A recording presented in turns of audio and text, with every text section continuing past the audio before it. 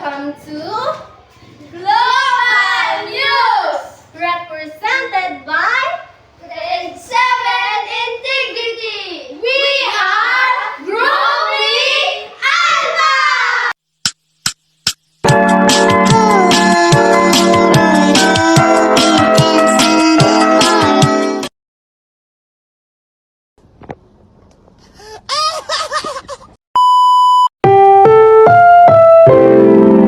Ang programang ito ay rated SPG. Striktong patnubay at gabay ng magulang ang kailangan. Maaaring may masiselang tema, lengguwahe, karahasan, sexual, horror o droga na hindi angkop sa mga bata.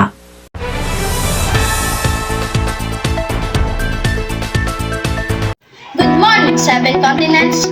I am Primrose Grace S. Ilimita. Exciting things ahead are waiting for Alvin Richards, who's being challenged by his role in the TV series Pulangan. And aside from being an actor, he's also looking forward as a director. Let's hear it from Princess Diane and Mods. Let's conquer the world together. Good day, everyone. As you hear from Primrose Grace S. Ilimita, my name is Princess Diane M. Mods. That is the tones of Asia's multimedia star Alden Richards on his exciting journey in TV film this 2024.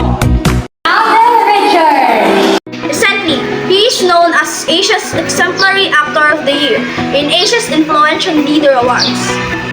Being given an award is like a validation of the things that you have done in terms of, yung good things that you have done in the industry. Alden is busy right now because of his TV series Pulang Araw with Barbie Fortesa, David Licauco, and Sanya Lopez. Yung pagmamaterialize kasi ng kwento ng lola ko sa akin nung bata ako, because my grandparents are World War II babies, and we are at the setting of the Japanese occupation dito sa Pilipinas. So napakahirap ng buhay nun. We owe a huge debt of gratitude dito sa mga taong nakipaglaban para sa kalayaan ng Pilipinas during those moments. Even he's a pro actor, he admitted during his interview that even for him it is a challenging role to play.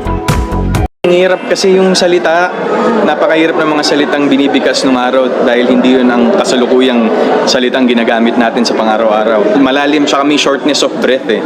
Mahangin yung malalim na salitang Tagalog nung araw, pero masarap siya gawin. Lastly, one of the best memories Alden has is the Manila International Film Festival in Los Angeles. Mahirap. It's never an easy job. I think parang baptism of fire yun for me. But I took on the challenge of doing a directorial job while being a producer and an actor because I wanted the challenge of it. I want to see myself how I work under pressure of all those hats that I'm wearing.